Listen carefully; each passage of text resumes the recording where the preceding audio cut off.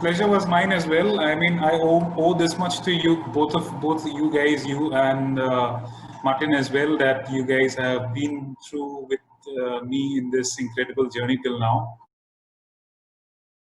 I am presently working as a Joint Commissioner in Income Tax. I belong to the 2010 batch of the Indian Revenue Service, and I have been posted here in Guwahati since 2016. Prior to this, I was posted in Kolkata from 2012 to 2016. And after finishing about 9 years in service, we in the government service automatically become eligible for study leave or training abroad or something of that sort. These are the perks which the government of India give you. So I was considering taking a sabbatical. And in the process, when I was giving the kind of going through the formalities of the government funding and how to go about it and doing the rounds of what are the courses that I could opt for. And public policy, public administration, MBA. These are the courses that we usually deal with when we are in the financial sector of the government of India. And so that is the reason why I could narrow down myself to the public policy particular course which I am going to attend in UCL. And this is this is the reason why I chose this subject. And apart from that, I am purely a guy from a humanities background, and I do not have inclination towards mathematics or statistics. So that being the reason, I chose myself to keep myself away from financial management, MBA degrees, and all those things. And I was thinking of taking a sabbatical more so in a specific direction, which would help me in my career later. So that became a part of my statement of purpose. I have already given those copies to you, and you have gone through them, and you could see for yourself that how I had built up on the policy area. I mean, public policy means I develop myself in a policy area. Now, that policy area, I could see that I have a kind of goal for myself that I have set during these years. And this I am willing to carry forward as I get promoted in government service. And that is primarily the reason why I am going to pursue this course. During this time, it was very unfortunate that the coronavirus pandemic hit us, and then my proceedings of government funding got stuck at some point. And that was the time when I had thought that maybe I should think about other ways of funding. And that is when Chevening struck me. Chevening is a very prestigious scholarship, as that's what I have researched more so after I got through. When I had initially I had given the scholarships, I had just it was like, what do I need to do was the only thing that had come up in my mind. So I got in touch with some candidates, primarily because there was this one person whom you had introduced me to. He was Rahul, who was studying in Oxford. And this guy, he connected me to a Chevening lady. I mean, a Chevening scholar who's a lady officer from Government of India of 2013 batch of IAS. And we exchanged numbers, and then she told me that why don't you try for Chevening? And then I said, what are the areas in which Chevening would help me? I mean, like the funding part, what would Chevening take care of? Because I knew in government funding that if I get through in the top 25 colleges of the world, and that is like rated according to the Times Higher Education scale and QS rankings scale, then you are eligible for 45,000 US dollars that is to be given by the government of India. Now, I thought that that was a lot of money, but later I came to know that that is actually nothing compared to what Chevening is covering. Now, Chevening covers your entire tuition fees. It covers your mostly your stay, because they give you a monthly stipend of 1,370 pounds, UK pounds, and 1,370 pounds usually takes care of your accommodation part. Accommodation in UK comes to about what I could collect from my conversation with people who are already staying there, or with some of my friends who are staying there. So they are telling me that 800 to 1,000 pounds is a decent enough figure if you want to travel a little bit and keep yourself balanced enough to the point where you can actually, concentrate more on saving a little for your food and other expenses. So I said, that's okay. I mean, 1,370 pounds they are giving you, and food being very cheap. That's what I have been communicated. Food is cheap. It's just that your rental accommodation is the part that you need to worry. And apart from that, I guess they are giving you some different processing fees as well. And oh yes, and the up and down flight as well. I mean, that's quite a lot that they are covering. So I was pretty impressed by Chevening. And then I came, after I got through both the writing part and the interview part, and then I started reading up on Chevening. That's mainly because when Smriti started congratulating me, and then I went back and started googling on my mobile, and I thought that what's the big deal about Chevening? Let me check it out. And then I came to know that Chevening is for UK, and I think is the Fulbright for US, which are the most prestigious of scholarships. And I guess I just consider myself lucky. And I was spontaneous enough in my interview, and maybe I got a good interview panel. And even though they did mention that it was quite tough this year because there were a number of applicants.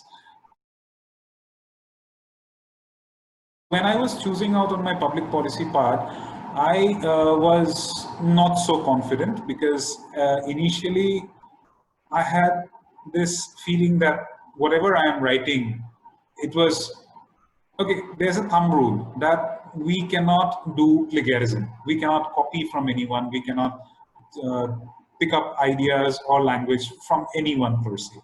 So it had to be original. So whatever my views were very original. I mean, it was related to finance, and it was related to my uh, region, and so I was not very confident as in how this would go about, in how the UK universities will take this, how they will absorb this, and I was not that very confident. And then I thought that let's not apply to high-end universities, Oxford or Cambridge. Then I thought that no, I'll apply. Then it was like two minds, and then I came down to the thought that for me at this age, I need for more of a global exposure, and that I would get in a place like London. So I thought of concentrating primarily in London, and which was the number one university in London, that was UCL, and second was LSE. Second was King's, I think. Yeah, second was King's, and third was LSE. But I didn't apply in LSE because I had to give three applications, and King's and UCL fitted me well. LSE, I did not apply, and I was really interested in one particular professor's work with whom I was correlating a lot with respect to my SOP, and I found him in University of Edinburgh. So my third application was in University of Edinburgh, and that was more of a conservative sort of an approach, where somewhere if I didn't get through in these two, then I would have gone to Edinburgh. It's not that I'm undermining Edinburgh, but the ranking per se said that it was comparatively easier to get in Edinburgh than into UCL or King's. So my three choices were UCL, King's, and Edinburgh. I got admissions in all three, and that made me rise more in confidence. I mean, that happened. I mean, it was like a flowchart. If this would have happened after Chevening, then maybe I don't know. I would not have given the credit to my previous essays. I would have given the credit to Chevening essays. But here, it went the other way around.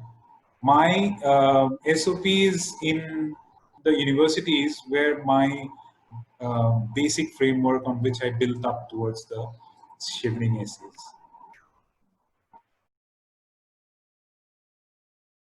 It was supposed to close down in November, and I think I had applied sometime in August or September. And around August or September, I saw that they required 4 essays, and I think by that time I was already through with the admissions in the universities, and it was more or less. I think I had received acceptance letters from King's. After I gave my college applications, then I started working on my Chevening applications. It was sometime around June, July of 2019, and by the time I was finished with my applications, it was still showing that I had about 3 or 4 months left for the deadline to close.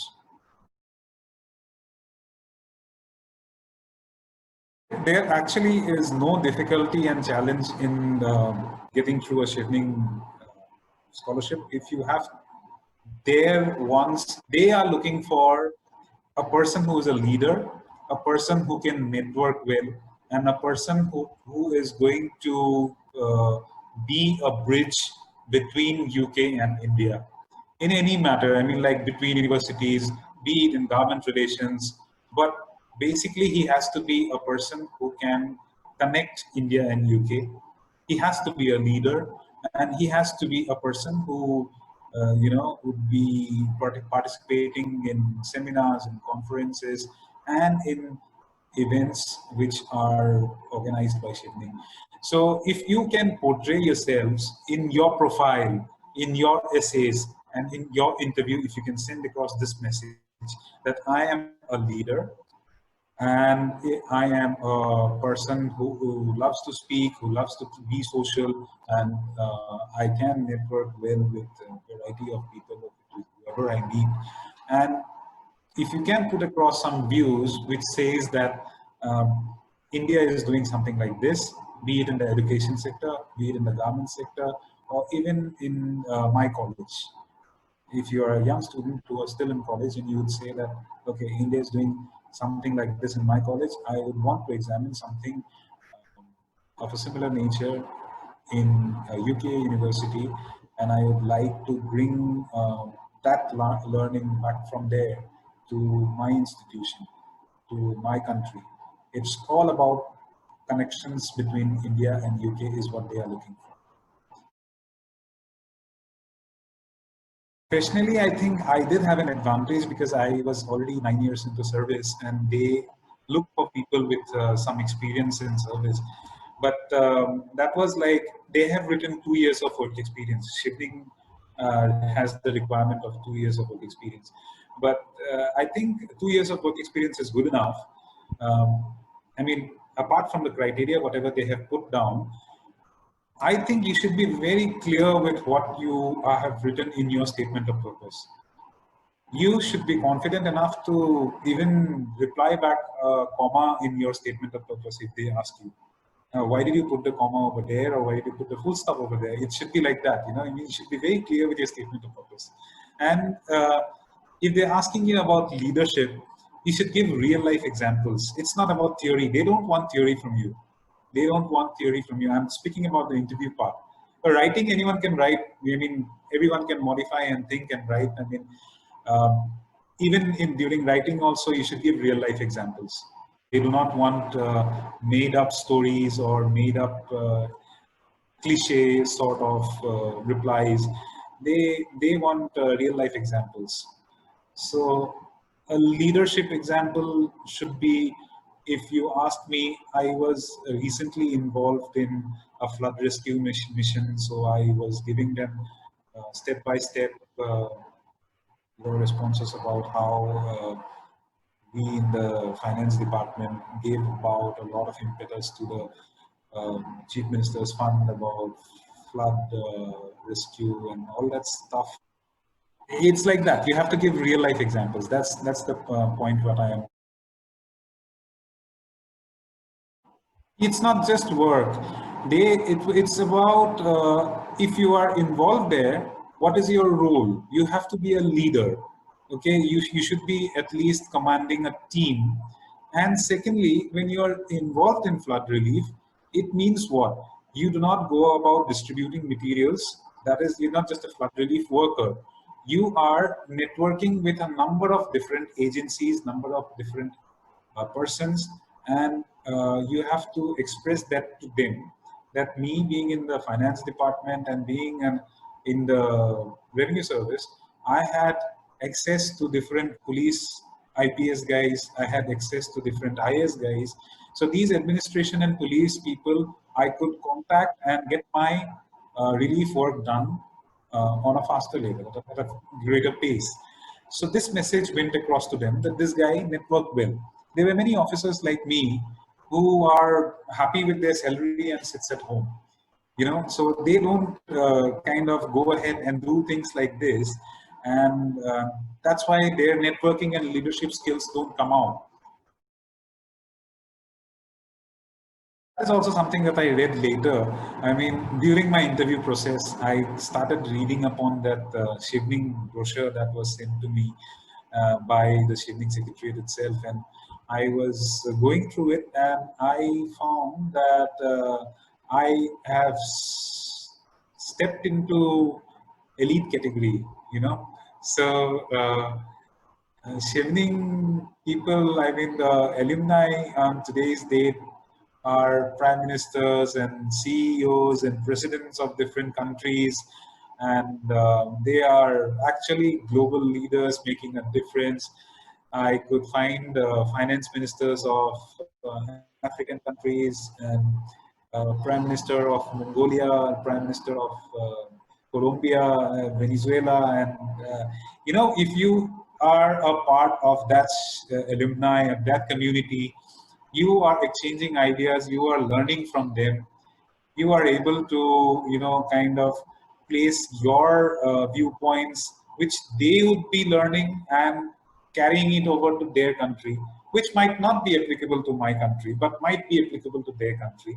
And a message from some prime minister at one point of time comes in your WhatsApp message, and you say that, okay, this is kind of an experience that I was being told by Chevening scholar, that the one fine day I find that in an exchange, Chevening exchange of ideas program, she received a message on one fine day that whatever as a policy she had spoken about was implemented in Colombia.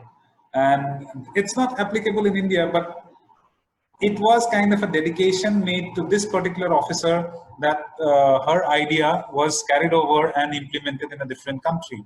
So it's like a kind of a pride in itself that whatever you have thought about is being implemented at a very, very larger scale, which you cannot even dream about if you'd be here. Right. Initially, it was just about funding, and then it started about. I started reading about it, and congratulatory messages started coming in. Many people started telling me that you cannot imagine what you have stepped into, and this is a really big thing that you have done, and it will stay with you for life.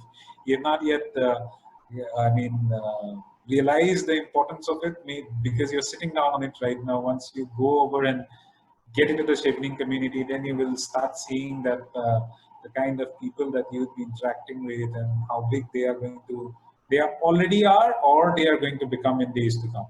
So it's like that. Already said that in my message. I mean, it's three parts. It's about building up your profile. It's about writing those essays, and it's the interview part. In all three of them, whoever writes the Chevening, we all know that they can write English. This is not a test of English. This is not a test of knowledge either. It's just honesty and plain simple, kind of coming down to those 3 points of leadership, networking, and clarity of statement of purpose. These, this particular, I mean, the third part was clarity of UK India uh, ties that you can help in building. And for this, they will be seeking out real life examples. You do take out your real life examples, sit over it, think about it, relate your statement of purpose with your real life examples, and just go ahead. I mean, I can wish everyone the best to attend this Chevening Scholarships. Thank you so much, Smiti. There's a lot of help that goes into both you and Martin as well. I mean, thank you very much for being with me in this incredible journey till now. I'll keep you guys updated once I reach UCL.